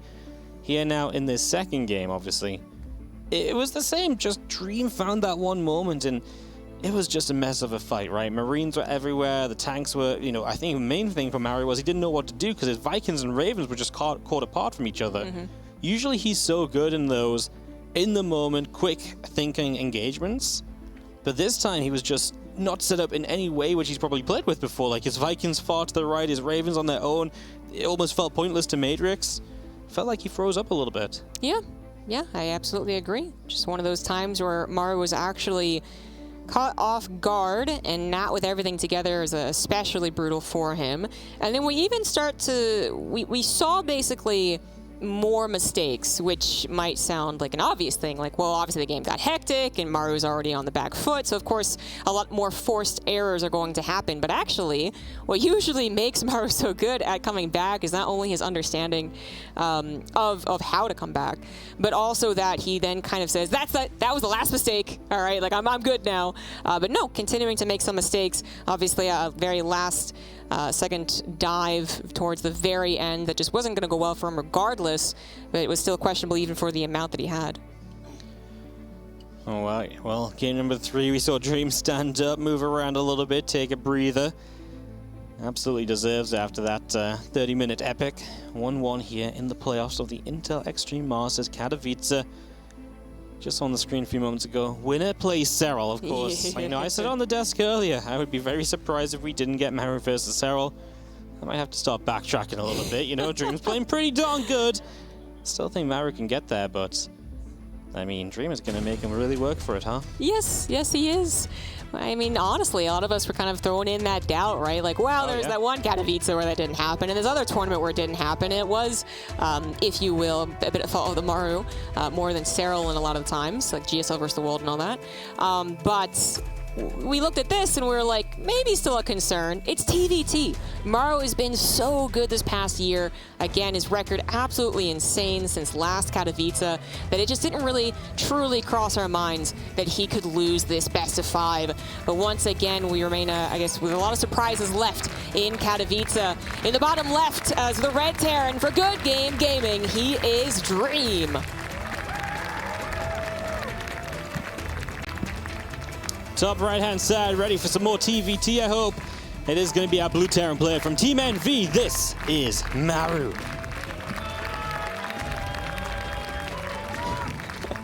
Yeah, I love Maru that much as well. Shout out to that guy. Heard ya. Obviously, Maru, fan favorite for a lot of different reasons, but one of them, actually, in my opinion, is that he is, in a way, felt like he's been advancing the Terran race. I feel like some other Terrans have to kind of credit Maru, if not with literal builds, right, the Maru build or something like that, but just actually how you play. So everyone's kind of been chasing after Maru in a lot of, especially late game matchups, but yeah, especially in late game TVT, and he just lost a Dream. He just lost a Dream. It is just one map, but it was a spectacular map. 2,000 atmospheres. Really, I mean, this map, potential for a lot more of the same, right? Yes. There's a little bit more movement left and right. It's a bit more, it's a wider map. Yeah. But that doesn't, it's nothing Sensor Towers can't cover. Yeah, you got to build like 2 or 3 more of them, but you're still going to get pretty good vision if it gets to that point. So I guess another question is, both games so far has been the same build from both players, right? Same opener. Same opener, yes, exactly. Yeah, exactly. So I wonder if that difference is going to be a difference here as well in this game 3 now. Yeah, it's actually very possible, right, that Maru saw a potential micro weakness in the first game, because he's like, I got that Cyclone, maybe I can do more. So he tries it again in the second game, and then it goes, I mean, not even worse, it just goes different, right, because his Reapers were able to bounce around. And then said, oh, okay, well, you passed the test, Yep. It was shaky, you kind of had like a redo, but okay, you passed the test. So maybe we don't see the same opener for Maru at this time around. But for Dream, I'm actually expecting something similar for him. Definitely not mech. He actually finally took a victory here with that Marine tank. And actually, I want to really emphasize that. Oh, maybe in a second. Little denial in the command center is always annoying. Maru, is he going to go after the Reaper? The grenades are pretty cute. Oh, second Reaper, get out of there, Dream. Get out of there. You don't want to lose your first Reaper against Maru, because apparently that's game ending. Yeah, earlier. So what I wanted to get into, like, I want to really specify the Marines as we have another Reaper battle, and actually the grenades once again go down. Suddenly, though, however, it turns into Maru's disadvantage and back into an equal fight. Is that Dream? His Marines really were, from the start, they were just Marine tank because it's TVT. At the end, it was really felt like the Marines that opened up the opportunity. So I absolutely want to see him play around with those units yet again. Reaper battles apparently still going to happen no matter how much I want time to speak about last game. The micro is coming through here, and Maru has come out the victor. More units now available. Dream, having lost 2 units, is also a bit shaky on the defense as a whole now. Yeah, I mean, Maru just saves a Reaper and a Hellion on both very low HP. He'll lose the Hellion pretty much straight away as it comes in, but he was able to get extra shots off of it already as he continues to fight. This not going as well for him. He wants that Hellion, but the grenades from Dream have been really good. And the early game micro on both parts. First it was Maru, but then it was Dream. This TVT is absolutely top level. That was actually pretty cute, like impressive. That was a lot of potential for especially Dream, I feel like, to kind of panic and not micro as well. But there you have it. Dream micro's fine enough. Defends. We do have Maru changing up his opener, though. So he did open up with the Reapers and Hellion, sure. But then now going into a medevac drop with the Cyclone. Dream, unlikely that he'll actually be able to scout this out. If he sent his Reaper across the map right now, he might. But no, it has not happened. So there we go. Medevac will be able to float across the map unseen. Does Dream now place his Cyclone in position? No, not so far. Oh, he's going to be out the front, which is obviously dangerous, but he's not going to wander too far away. You see him pulling back to the natural there, at least, as Maru will be looking for his opening around the left-hand side. Let's see what he can get to. Maybe just work away in a depot in the corner or so, right? Just little things. He's going to drop in here. The Cyclone comes in immediately, gets a lock onto the medevac, forces that back. Obviously, Maru does pull back far enough to get the lock-on removed, but that basically stops the drop. Not everything could unload, and from there, Maru was already depowered. Yeah, not very amazing drop. Not only was Maru, I mean, pretty much hitting at maybe the wrong time. Dream was responding. Dream was going to get that lock onto the medevac, but Maru's lock on himself actually went onto an SCV. Not so useful. So now he's been reduced to just this, which is ultimately what it usually comes down to, a little bit of harassment. Good pullback there as he wants maybe the supply depot, maybe a Marine, something for his trouble of getting the medevac, but so far it is Dream deflecting. All right, the supply depot will burn down. Or will it? There's 2 SCVs. The grenade attempt was cute. It was cute. I think it was pretty safe there. So supply depot gets to stay on alive. I mean, third CC coming up way faster for Maru. Just the belief that he can do this because he's been the aggressor. Doesn't feel as afraid. And of course, the Raven production continuing from both. So Dream should at least be ahead of Raven. And we'll see if that's something he can maintain. And we'll see if Maru wants to match him on the Raven count. And Dream even saying, you know what, with medevac early, I don't feel under pressure with my, to need my Ravens at home. So let's use them. This is fine as long as he doesn't lose them, right? Yeah. Use them, but don't lose them. That's the good motto, exactly. Good motto. And we are at a point where Maru does not have any Vikings to chase those down, so it is going to be energy-based. So basically free harassment here. We'll see how many SCVs it does get. Maru does have a faster third command center already in orbital, already floating over, so that is a potentially significant difference, about 30 seconds. But is that going to be made up with the auto turret harassment in the main base? Already grabbing quite a few, 4 in total so far, 6 actually. and 7, I think might be the end of it for now. The Ravens, if they're confident in, I guess, their ability to stay across the map, which would be quite bold, but some people do, could get more. I do prefer the turnaround. This is going to be interesting because obviously those Ravens are across the map, so Maru will maybe have a Raven advantage to work with over here, but he just doesn't see an opportunity to do too much. He tries to get his own order turrets down, it looked like there, but also doesn't see that. It's a good defense from Dream, just going to straight up put himself ahead and doesn't feel any repercussions from it. This is a really solid start for Dream. Now ahead 4 or 5 SCVs at a time, thanks to his auto turret harassment, definitely making up for the later command center. Upgrades are relatively equal. Perhaps most importantly is that Dream does have, what, 20 seconds on stim. Not usually stim that matters. Sometimes it can matter for the combat shields timings, right? But even that doesn't happen too often. It is still worth pointing out that if Dream, for instance, wanted to push, then saw no combat shields in his army, combat shields on Maru, he might actually withdraw. Or reverse that, actually. If Maru saw it, then he might withdraw. A little bit of Cyclone fighting on the map as the medevac of Maru stays alive, and he's got the lock on to go for the Cyclone kill, so that should be a guarantee. Nice just to remove some of Dream's map control. Obviously, the less that Dream gets to see, the better that Maru is going to be feeling. Dream's going to try and push out here, break down the rocks. Stim is finishing as I speak, but yet not so for Maru, so that's going to affect how he actually takes maybe a concave, for instance. The 4th command center already on the way for Maru does mean that if he holds, he will have quite the economic lead. Wow, that's actually a really fast 4th. Let's see if he can hold it. That is a slight delay on his barracks production, of which he's actually not even making Marines as I speak. So, not a whole lot of fodder here for Maru. No, not a whole bunch of anything just yet, as we do see this force of Dream getting across. Cyclone getting caught momentarily, but Maru gets it away. His tanks are very well positioned. The Viking Raven force should be threatening enough to stop Dream from getting forward here. And that means that the upgrade should even out on either side. Combat shield a little ahead from Dream. Not sure if that's enough for him to really make anything happen at any point. Yeah, exactly. It absolutely is better to have combat shields, and it does sometimes prompt an attack. But there is also arguably just a certain number of tanks that really can't be overwhelmed because of that upgrade, or even the anti-armor missile from the Raven is far more of a problem. You know, if your opponent gets that down, you don't type of situation. So with all said and done, Maru holds, basically by Dream admitting that he probably can't break him. And with that hold, if you will, 4th CC goes down, way ahead of Dream. Now, Dream does have, I would say his 4th base was a little more like usually time for TVT, almost as making up for the later one in the context of this game by adding 2 more command centers on top of that. So perhaps Dream now thinking, I'm going to go ahead and be in control. I'm really going to be in control of this TVT. I'm going to pressure you. I'm going to have my presence in your sensor tower, in your face, and then I'm going to be able to get a lot of expansions behind this, as well as more production, as we already have that 2nd factory and starport here for Dream. It's a cool change of pace from the other games where Dream is finally the player who can be out on the map. He can be the aggressor. He can be the one that's done what Maru has done for 2 games in a row now. It'll be cool to see how Maru adjusts, obviously. And don't get me wrong, I think Maru is fantastic at also just sitting back, waiting, and just going to the late game where he truly believes he can win out. So let's see. Raymond for the moment is going to back it up, so that's kind of a difference, right? Because I feel like Maru would still be moving around just to try and threaten, whereas Dream's like, ooh, I'm a little scared. What if it goes all wrong? Yeah. Pulls back. I mean, it might be the safer option. Maybe there is no opening. It just feels like that's something Maru never really gave in the last couple of games.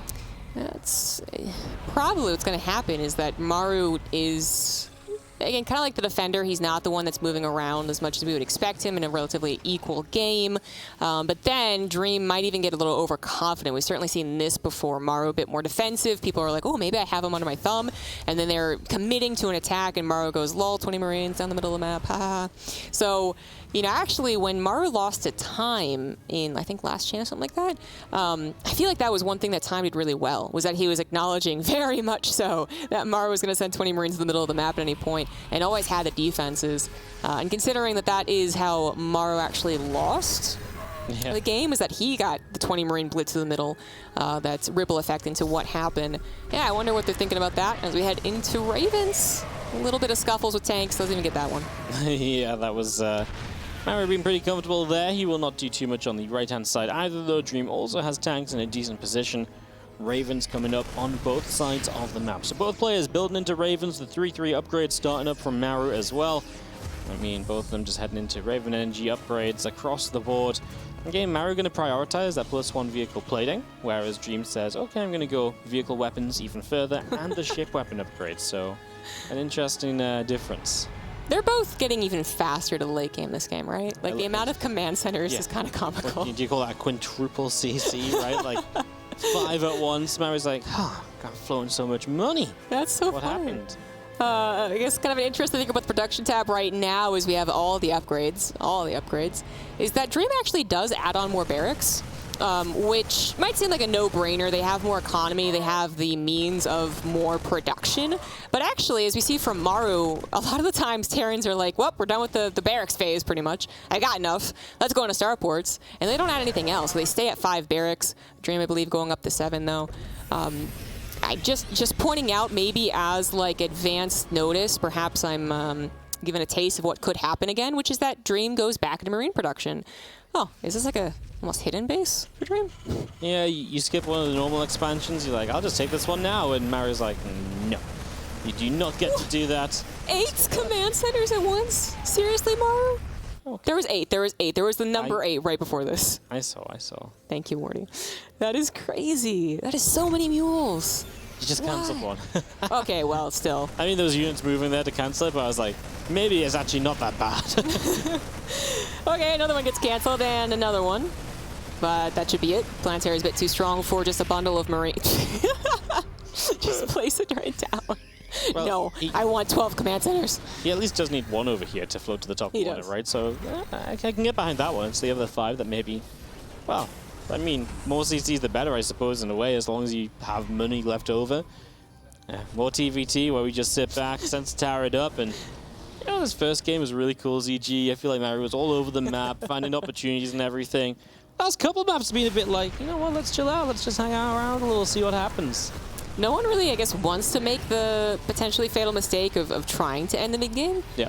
When the games have been equal. You know, obviously if like 20 SCVs have gone down, I think someone actually tries to win the game. But otherwise, a lot of respect going down, I would say, as we have the first air battle, which we're already 2, like it's mass air already. 9 Ravens for Maru. And 10 Vikings. Dream is just straight up winning this air battle. I'm a little surprised that Maru turned around to try and take it again. So much more production, though. I'd actually be really surprised if they truly wanted to engage each other, but Dream, he was just given a little bit of a taste of victory, you know, and he wants to push forward. Well, Maru really needs to give up some SCVs. You know, a lot of his supplies is in SCVs. That's why he's trailing on the air war a little bit, as now his Marines get caught a pathing issue as he pulls to the top side. Some units go right, others go left, and Dream jumps to get a big old cleanup. And of course, you know, that just offsets, and a resource lost here is even. So Maru has mined a bunch more. They're trading evenly, so generally this is good for Maru, but he needs to be able to fight at some stage.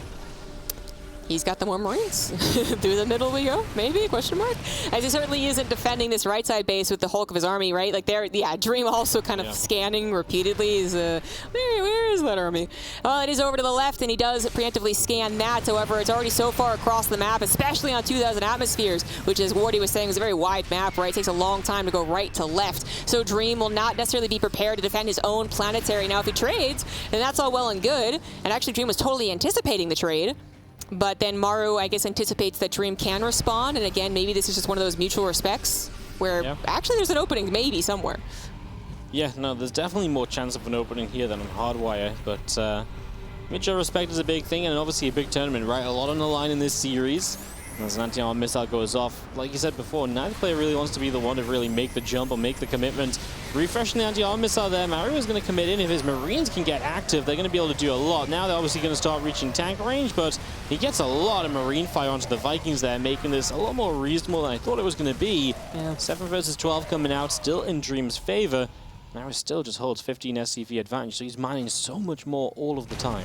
That is very true. That is very true. Once again, building up a bigger bank, which did not win him the game, but gave him, I guess, kind of a backup in case it started to go south. It just went too south.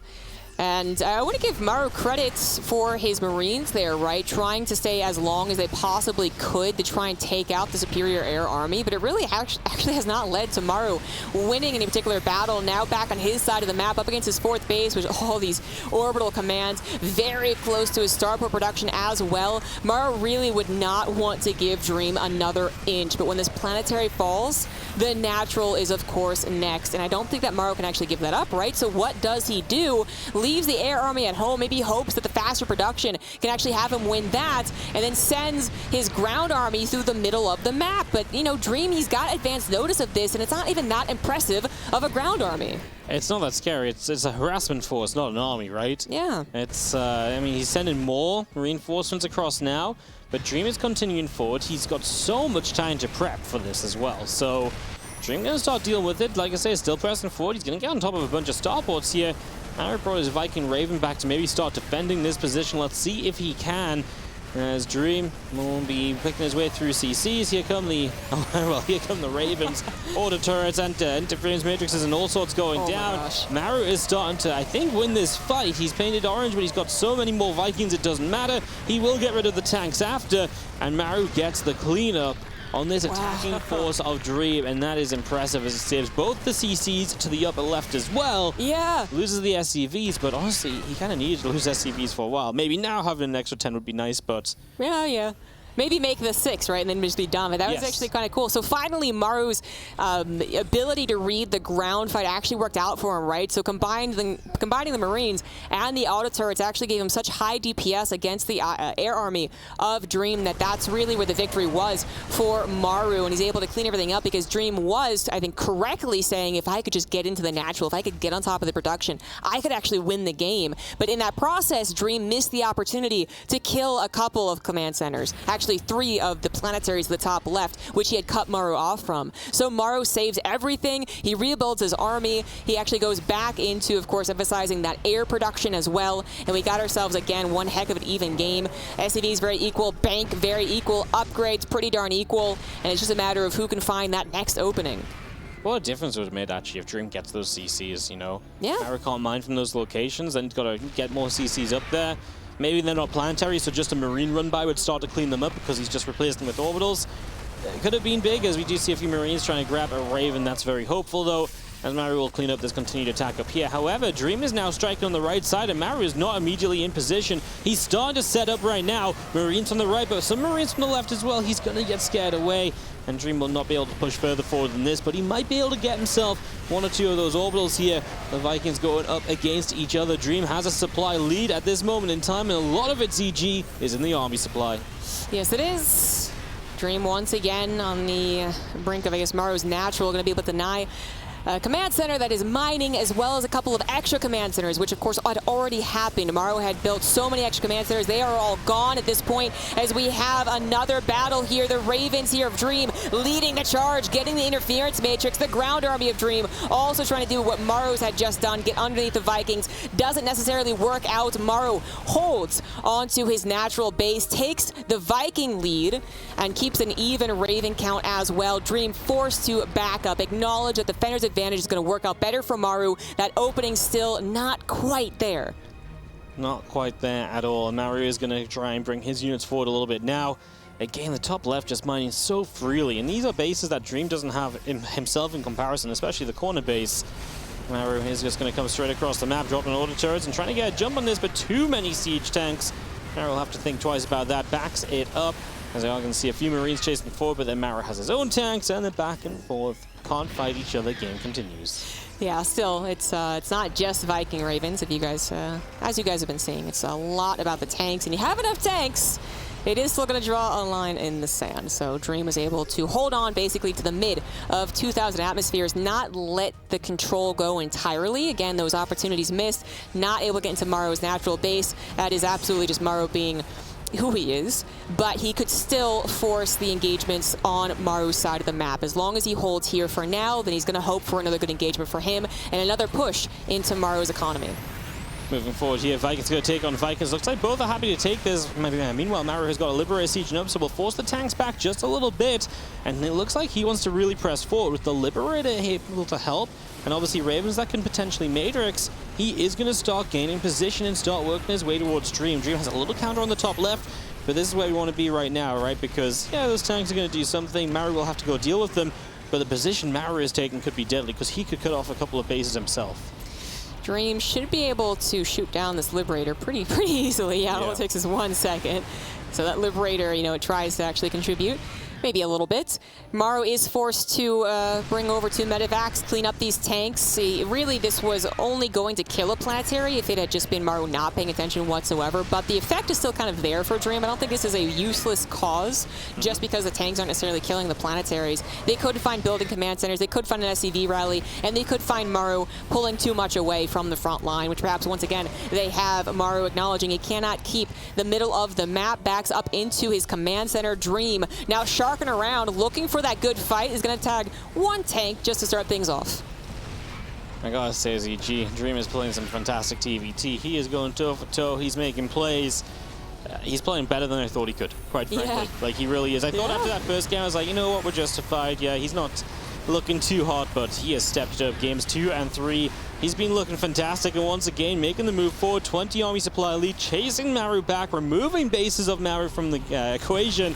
And these tanks are going to get caught, and Maru not doing anything, not sieging. He's being chased down. He will stim his Marines to try and help, but they're immediately anti-armor missile. A medevac evacuation gets shut down as well, and Dream will continue to chase Maru to the top left corner. Oh, that terrain, right? Having to wrap around those rocks, that pillar, whatever it was just so deadly for Maru. He knows that that is a huge loss, not just literally in his units, the very important units as well, but literally in the positioning. He's forced to kind of do a loop-de-loop in his own base to try and defend once again at the natural, which has been such an uncomfortable situation. This is the 3rd time at this point that Maru has to hold the natural in order to hold on to his production already in that natural base. The starports have been camped. The main base is the next target. Dream was not able to end last game here, but ultimately led to the end of the game. Is it going to be the same effect? Dream is trying to hold on to the actual right side here, but he has lost his tanks. He has lost a lot of his Marines. He's just trying to take out what he can. The air battle ensues.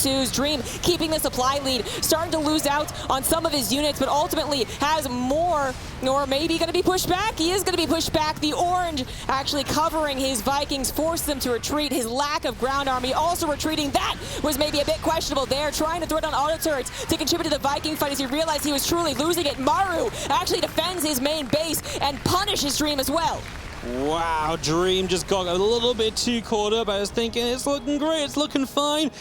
If nothing else, if he just ran away, it felt like he at least had a Raven lead coming out of this. He cleaned up the Ravens of Maru, and that was a big offsetting factor towards the end. Maru still had Raven energy to use, and he was able to turn the fight around with it. 36 versus 28 Ravens lost in this game, by the way.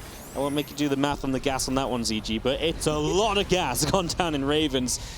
But no, that was just a little bit overcommitted. I think he got excited. I think he thought, this is it. I'm in the main. The fight's going to be good for me. And then when he was pushed back, he's like, oh no, get the most out of it, but it just backfired, and what was a massive lead once again brings us to an even game. Exactly, it is once again turned even. Actually, Dream going to lose an orbital that was maybe boldly going to the bottom right, but it also is now a question for me, is he just out of orbitals, out of command centers rather, to actually plant down? No, and no Baron command centers. They're all orbitals. They're all going to be weak. This is actually a great break from Maru, getting that concave on top of the tanks after getting the interference matrix, ends up being able to snipe 3 of them, and now it is Maru's turn to kind of inch by inch maybe go into Dream's economy. Nowhere near close to the Dream natural yet, but very close to a vulnerable orbital command. You know, obviously this stage of the game, they don't have as much gas because the bases have been mining out and they've just been stretched and drawn out. So we're seeing so many more Marines again. The few Ravens that we've got are so important every single time. We need to hit Matrixes here. Dream will hit a couple on the south side, but his Ravens are dying. However, he has the Marine count initially to keep on going forward. Now he needs some tank support, however, because Maru has too many Marines and he's going to come forward, and Maru will clean up the majority of what was involved in that fight. Just enough reinforcements, right? The effective Marines against a low number of tanks tanks is that they can fan out. They do pretty much wonderfully against them. So Maru's reinforcements able to come in, get that concave, actually effectively take the fight, and perhaps lead into the game-winning push. Dreams SCVs desperate to go somewhere, go into center tower range. That's not a very good feeling for the workers right now, as they all are going to get slaughtered. Dream is now down 30 in army supply, is going to plummet in the SCV supply as well. Yeah, he's got a couple tanks hitting the top left-hand base. He is making a move in between these bases. We've seen him be here so many times, but he has struggled to actually get rid of these bases from the map. And this time it feels like Maru has plenty to perhaps clean this up. His army is not quite over here. It's on its way. Again, Dream just sort of sitting there, letting the tanks do the work. Repairs come through from Maru. And Maru, his main army here now, looking to maybe take a fight if he wants it.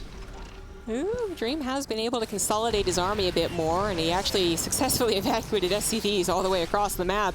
But he is absolutely in trouble. He's hoping that Maru perhaps makes a mistake in his chase after Dream, in a really weird sense, into his own side of the map. Dream also desperately wanting to hold on to these left side bases and perhaps even take the top left. So it is actually a lot about right here, right now. Dream forced to take the engagement to try and hold on. Maru does spill forward with a couple of his tanks interference magic, but the number of Marines is going to be enough, and Maru will take game number 3, now leading the score 2-1. Well, that's just the Maru factor, isn't it? Because I cursed at CG, I suddenly said, you know, Dream, he's burned up a good fight, he's looking good, maybe Maru won't be all that, and then Maru's like, hey, look, all it takes is one really, really good fight, and we can take this down. Man, that was just, I mean, 2 back-to-back games that were just incredible, and Dream really showing he can go toe-to-toe with Maru if he needs to. He will take fights. I mean, it was just a great, great effort. And he was so close to having it when he was in that main. If he just gets out of there before the Ravens get, feisty and everything. Guys, we have got more of this TVT still to come. Maru leads 2-1. We'll be back in just a few moments.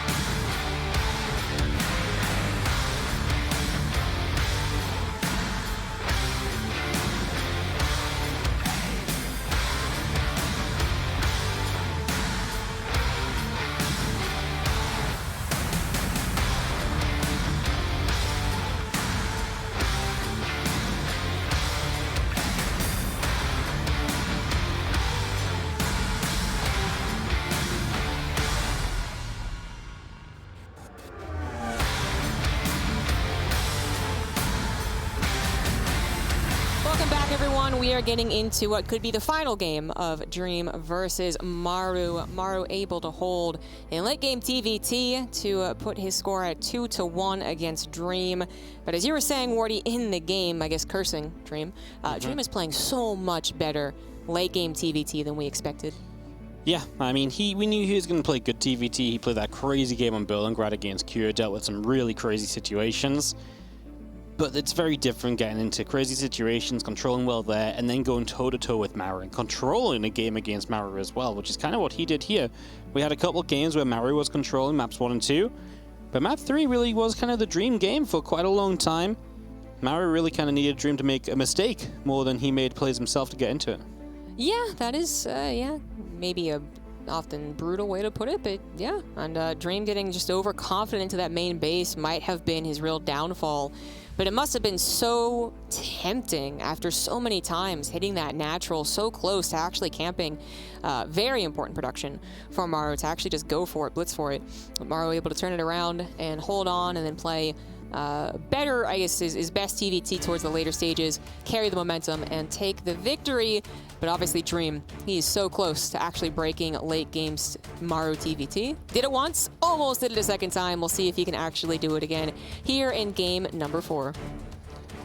Absolutely. Of course, Cyril waiting in the round of 8. He probably quite likes this drawn out long games. It's like, you know, Dream, thank you. Tire Maru out as much as possible. Take anything you can get, right? Reap the benefits of starting in the round of 8 today. That's actually not a bad point. Of course, Maru does have plenty of time after this to rest, should he have one, and ditto for Dream, of course. But yeah, it's going to be interesting to see who actually ends up facing Cyril, who is up after this in the bracket. We are on to game 4, guys, on Pride of Alteris in the bottom right, playing one hell of a TVT. He is the Red Terran Dream.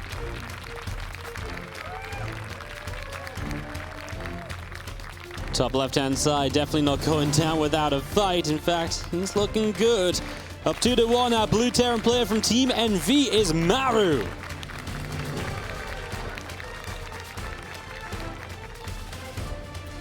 Ooh, that last game was so long, I have to ask. Was that the medevac game? Yes. Yes, okay, Maru opened up with a medevac that did not actually go super well. Got locked on immediately while his lock-on was quite useless. And then we had it almost get a supply depot, but not quite. Nothing truly game-ending, not at all. We were noting very, very slight differences in, for instance, the stim timing or the barracks timing. But then Maru had maybe a significant advantage in the 4th CC. It's one of those things where someone gets one thing, another person gets another. Nothing actually comes out so far ahead that they both have to admit, late game it is. But Dream is still playing slightly different, even if we're talking about very similar compositions. I noted the extra barracks last game, actually built, not even faster, just actually built, compared to Maru. Dream's also been playing with a lower SCV count, which you were pointing out for Maru might have actually been a reason he was losing some of those fights. Yeah, he was just behind an army supply by 15 almost all game long, and it just felt like that was the difference in him having the Viking count that he wanted. And sometimes Ravens can offset that enough to where it's like, okay, you know, with really good control, he can just take those fights. But he was losing, and so he needed the SCVs to bounce back a bit, and that was definitely a factor. Maru mined a lot more in that game, and for a lot part of it, though, he was losing a lot more on the map as well.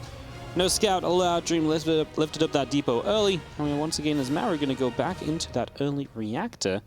This time, it's even faster than usual. That's a good point. Another thing I was just thinking of is that we actually did not see any more attempts at a tricky barracks positioning, we'll put it that way. Dream started off this series, actually, honestly, at this point, looking like a different Terran.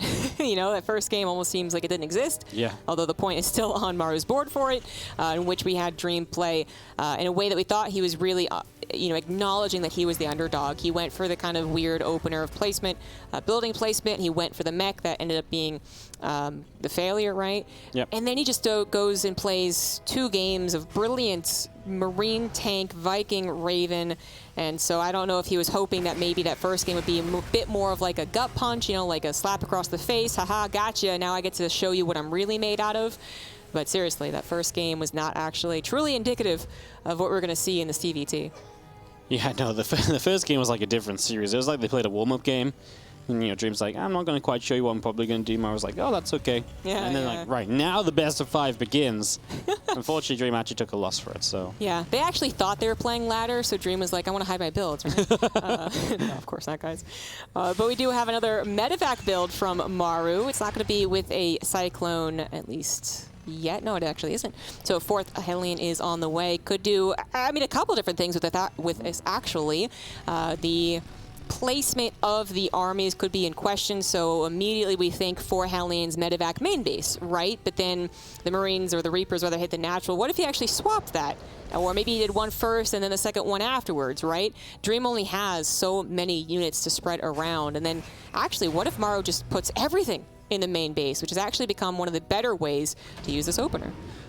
Yeah, no, it's dangerous. You can if you just find your opponent's units out of position and you have the, they're attacking into you and you're the aggressively set up player, that's obviously pretty neat. There is going to be a Raven to help Dream defend. We'll see how well he can do as the Reapers are going to jump up with the Hellions. This is why this depot is over here, to spot something just like that. But, oh, Dream actually just jumped his Reapers down, so it's going to take him even longer to come back and respond to this. The Cyclone is in the main base, has a lock onto the medevac, which is likely going to go down. It just continued to move forward here as Maru gets 4 SCVs right off the bat, but everything is committed. He will kill the Cyclone. 6 SCVs now in total, but he loses a lot of his early game units, and you have to imagine that opens the door for Dream to go straight across the map. Yeah, exactly. The army supply is not looking so hot from Maru. Always a bit deceiving when it comes to Supreme early games of StarCraft. Is the army supply, 4 army supply difference going to be important? Well, actually, yeah, it absolutely can be. It can certainly give a lot of confidence to, for instance, Dream here in taking the attack and then taking the faster third CC. So Maru, kind of funnily, once again, it was like the focus is on the Cyclone, and obviously if he had killed it first and foremost, and that would have opened up opportunities, but because it took so long to die, these units that are great at killing SCVs were busy killing something they're really not great at killing. So Dream, it's almost like build a Cyclone and just use it as bait at this point. This is, it takes a while to get across the map, of course, I'm proud of Altaris, but it is here now. The 2 Ravens going to try and help out as the single Reaper will jump up and hit the mineral line. The Ravens seeing if there's anything worth maybe auto turret in here. Maru puts down a defensive auto turret. He's just like, get out my main base. As Reaper does get dealt with. The tanks will siege over here. I mean, that's obviously a freebie depot that you can maybe get, but other than that, it's a big main, so there's not much else in range. Maru really does not have a lot of Starport production. His own Raven auto turret harassment is better. 4 CVs do go down, lots of lost mining time, and he might even return because there's nothing to shoot his Raven. Kill the Marines, can. Couple of Marines, but you drop this down, you kill those Marines, the SCVs continue to drop, and that's a pretty big deal, right? I mean, there's going to be 7 workers killed. Maru's up quite a few workers right now.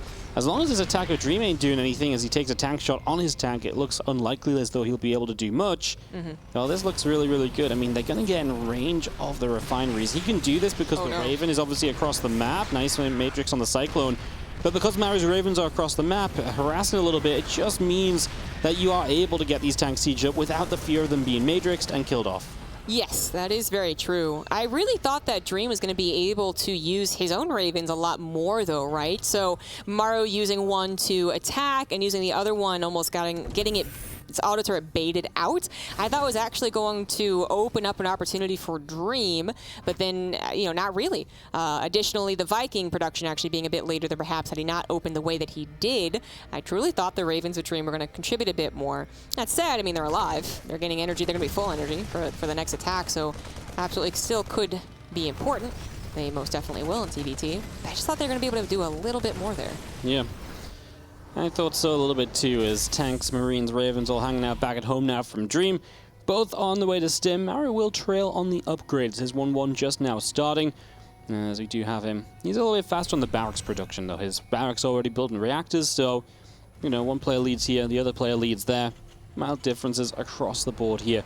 In this 4th map, Pride of Altaris, not one we see a lot, but when we do see it, sometimes it is in this mirror matchup scenario. And we'll see if we ever get the craziness of the gold base coming into play at all. Obviously, this is, again, just another large map where you could really see a long, drawn-out TVT, ZG. Yeah, you could. We just see the map so rarely, I can't actually think of times that I have. But we do have the first push from Maru here, actually coming across with tanks and Ravens, not just medevacs and Hellions. So it is going to be seen by Dream, and Maru takes a look at where Dream is positioned. Can be a bit tricky, I suppose, in this map, but actually trying to beat between left and right and actually finding your opponent off guard, it takes a while. Right there, just a simple miss rally from Dream. Not sure what that Viking was about. No, that was an interesting one, as the upgrades do finish up, by the way. Maru nice and quick with the armory, and again, just being the one in the middle of the map. Pride is very open in the middle of the map, so you got to be very careful if you're going to try and hold that. Your opponent can just take like a huge spread, it feels like, and engage in much more so than 2K atmospheres and hardwire that we've seen so far. So that's something maybe be a little bit more careful about. Obviously, you never really want to go run into tanks, but if you do see, you know, a couple tanks on siege, you get a couple matrices in the marine spread. Yeah, it's an engagement that just might happen here that you don't see on the others. And that's what's interesting about this map, besides the gold base, besides maybe a couple of other features. For me, it's actually for TVT, now that I'm really thinking about it. It's that two of the bases that might become really important bases in a super late game TVT are in front and in the middle. Yep. Right? So as we get to that point where it's like, oh my gosh, who actually has better mining, who can refill a supply better, they're right in front of each other, as opposed to 2000 atmospheres, which is the opposite. Like, you can just keep on taking bases far to the left and far to the right. This actually almost encourages being centralized, and in that central position on this map, that's where the concave is, the one that you're talking about. So yeah, we'll see how that actually works with late game TVT, as I assume we will get there. We once again are heading in that direction. You know, they both kind of acknowledge they're not going to break each other. Yep, absolutely. You know, it's a lot of fun, isn't it, Zombie Grove? We get to cast a nice TVT, we get 20 minutes of build-up every time. We really get to make the most out of being on the caster desk today. I know, right? We're like doing things that like casters should, like mentioning like slight upgrade leads and stuff. But let's be real, guys. Let's just be real. Assume that counter is going to hit 20 minutes, and then there's going to be some real action. We can just talk about whatever we want, truly. 2-2 upgrades faster for Dream. I don't know if that's going to matter, Warden. We do actually see Maru getting a nice little jump there as the Vikings get rid of a medevac, and he lands that anti-armor missile, and Dream is going to try and press the issue. Not sure about that. Maru definitely getting the better edge of those trades. So Dream trying to find a way, and will not really find that. Now he's going to go the other way. Of course, Maru tracks all of this movement with the sensor towers, something that Dream so far has bypassed. Yeah, a good point. Good point. Maybe... I would say that's usually just a straight up mistake, right? Like, sometimes they're pretty good. But he's also going for the more mass expansion process than before, right? It was Maru had more SCVs, and also he had that comical number of command centers on his production tab. But Dream not just trying to get extra command centers, trying to get them on location. Perhaps justified in losing it, right? Maru was like, yeah, you're not going to get away with that. Actually having some presence this fast on the other side of the map. In the previous games, it was denied fairly quickly, didn't contribute a whole lot, but this time around, Dream a little bit more out of position, perhaps. Reactor is going to be the target. Maru actually not moving away from the tank position was a bit of a mistake on his part. Now he's going to try and add on some SCV kills, but yeah, it's going to be cleaned up. Yeah, Maru, I don't think, realized just how much of an opportunity he had in this main. He could have changed the mineral lines sooner, the tank wasn't siege right away. Dream was very unprepared, so only losing a couple of reactors seems like an easy, getaway for him compared to what it should have been. Yeah, it was kind of funny you mentioned him not running away from the tank. I think he split his Marines, being like, oh yeah, I'll shoot at this one. But Dream had already target fired, and so it just hit a second time in the center, and then Maru was like, oh, yeah, that kind of hurts. Yeah, okay, there you go. Upgrade still on the way, guys. Maru is presumably just going to have 3-3 right after this, so not really the biggest upgrade disadvantage. But back to the expansion process, right? So Dream, his 5th was denied. Again, probably wasn't going to get up there as long as Maru had anything on the map. But then his 4th base, I didn't even notice, was actually an orbital. It's not even a planetary. And there might be some actual, I guess, reasoning for this, right? What I can think of is that the games so far have gone so far about more like the 7th and 8th bases, that maybe this 4th base isn't as critical as a defensive point. He's assuming that maybe the 5th base will be. So he's trying to get away with a faster orbital, and this time more SCVs than Maru, as we have a little scuffle in the middle of the map. This is that large area we're talking about. Concaves could be big, but right now, just about the air battle. Maru significantly winning in the Raven counts. Yeah. Slightly losing in the Vikings, however, as they both decide to continue forcing the fight. It looks like Maru might be winning a new unit tab, but maybe on the front lines? Yeah, I mean, this is one of those situations where Maru did a really good job just pulling his Ravens back right away, whereas Dream kind of just let his sit forward, and so they died. Yeah. And so, yeah, Dream gets the Viking lead for a moment or two, but that will always bounce back in Maru's favor, and Ravens are much tougher to take down. He actually was taking that fight the entire time that 3-3 is supposed to start. I just assumed that Maru would start 3-3 pretty quickly, and he just has not started it, you guys. There's going to be a full 2-upgrade advantage for Dream, and though we are getting more and more into the late game, at some point Dream's also going to be like, wait, those are actually just 2-2 Marines. Hold on here, I might want to try and actually break you with Marines and not so much on the Ravens. Yeah, no, I mean, the Marines could be a big factor, especially like we've been saying, big map, better concaves than usual, so maybe some opportunity there that doesn't usually exist. More starports on the way up at the moment, though. Maru does now start up his 3-3 as he is going to keep on edging forward. Yeah, nice on siege from Dream, just realizing that that was about to happen. So preserving some of his tank count here. And it does look as though this really is a duel over the center. Maru's starting to take a forward base to feeling more comfortable to expand there already. And now hunting. And again, he's so good at this Viking Raven. He just gets a Viking. And it's just those little things that keep on, well, right now, continuing to take an advantage. He's already up by 7. I imagine in big part that's because Dream had to go full commitment back into Ravens, whereas Maru could just build Vikings because he already kept his Ravens alive. I think that's where now the Viking disparity comes from. Yeah, I think you're right about that. And unfortunately, even with such a heavy upgrade lead, there's actually no way to really know it, right? Because even if you can click on the units, which you can, you don't know if it's 10 seconds away from finishing or 30 or 45 seconds. So there is actually a little bit of assuming here. There also is just the dynamic of late game TVT, which is that it's usually not about the Marines. They're contributing to the fight, of course. They're, you know, but they can be the main decision maker. It's so much more about the Ravens and the tanks, the interference matrix, the slow siege forward. It would really take a lot of courage from Dream to go, I think I do have a 3-3 advantage. I think I could get us around and then just go for almost an all-in in that tactic. So we probably won't even get to see it. And Pride of Altera so far actually lining up in a TVT that we kind of foresaw, I suppose, which is just all about the middle. Yeah, all about the middle. The last couple of games definitely set us up for something akin to this as well. Maru doing a great job this game of catching these tanks, right? Just really bullying his way forward, something we've not really been seen as much of. It's been much more try and hit here, try and hit there, but this really is, like you say, full attention on the middle. And there's Maru blitzing with some Marines, EG. You've been seeing it all series, and finally it feels like Maru's going to do it. Yeah, I mean, Dream's attempt is just actually quite weak in comparison, and all of a sudden Dream, I mean, he was being slowly pushed back, but all of a sudden it just looks like a big old break. That right side not being a planetary is not going to be a real issue. Actually, speaking of planetaries, Maru's going to lose one, so maybe Dream's Marine's not so comical. But back at home, Dream is losing all of his command centers, he's losing a whole lot of positioning, and he is about to be in his own natural, in his own choke, really. And that is going to be so dangerous. That 3-3 timing completely gone, by the way, not going to contribute in this fight. Maru seems to have a chokehold on Dream. Yeah, he's just winning fight after fight, bullying his way wherever he wants to be. He'll back up here a little bit. The anti-armor missile, obviously, not something he wants to fight with, and the Viking count's getting even, so he'll give Dream a little bit of respect and a little bit of space therefore. But he did just pick up a big set of wins. Resources lost massively in his favor. Killing off those CCs helps. And now he's just going to rotate elsewhere, find another position for his tanks to get sieged up in. Another orbital will go down. This is all adding up as this time Dream does bring his Ravens forward. Order turrets go down immediately from Maru. His Ravens are out of energy, so if Dream can get his own Ravens involved on the follow-up here, that could be great for him. He's down in supply, but he is starting to chase Maru away. Yeah, the significant Viking lead for Dream is really letting him push this back. He's going to snipe all the Ravens while he can, and at least say, like, I took a victory here. He still is, in a lot of ways, at a disadvantage so far on his own side of the map. So many bases have been lost, but this, actually, the Raven issue might contribute to him being able to break the tank count now of Maru, which would be significant in his attempt to just break out of his own half of the map. Maru just still settled over here. Will deny that planetary on the right. Another command center that just falls. And yes, Dream built a whole bunch of CCs, but that is money invested. And now he trails on the SCV count as well. Yeah, it's just going to be brutal as we continue through. We do have ourselves Maru just setting up with another CC, more starports, Raven production.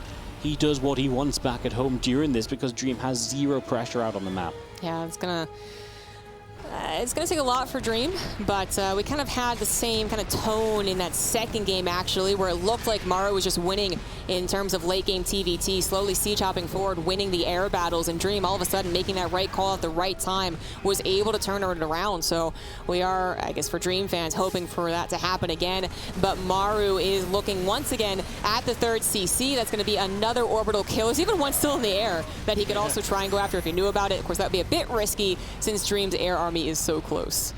Yep, just keeping on pushing up that ramp again. A base backing away, using the middle of the map once again. Dream has a little counter-attack going on, but nothing compared to what Maru has. He is now setting up offensive sensor towers, offensive missile turrets. and so Dream will be much more limited into how far forward he can go until he cleans that out, which he will start trying to do here, but it's going to cost him a tank or so as well. He now gets the Matrixes off, but he already lost one tank, so it wasn't maybe even as great as it could have been. Well, at least Dream is back to mining reliably on 5 bases. Kind of forcing, again, the fight to be in the very middle. Maru is like, yeah, I don't really want you to get away with that. I'm going to continue pushing this issue. So this orbital does look like, actually, this time around, I think it might just be a goner. Maru pulls back his air army to try and protect the tanks in the middle. He's also got those missile turrets helping out as well. They will eventually be destroyed thanks to Dream's and Marines on the ground. But it is Dream who opens up the pathway in the middle. Maru, however, one of the reasons he was lost in the middle is because so much was over to the right side. Kills the orbital, kills all those SCVs, decides not to go for the base trade, which is probably the smarter, easier move to do. He knows that he has killed so much of Dream's economy that Dream is far more all in than he is. And the thing is as well, if Dream even takes down 2 bases, Maru's still ahead on bases, right? So he's got so much time before Dream really starts making moves that are going to take the lead. Another little miss rally. This has been a consistent issue for Maru today. I think that's like the 3rd time we've seen units going the wrong way, pathing a little bit weird. And it's just something you need to be a little bit more careful about.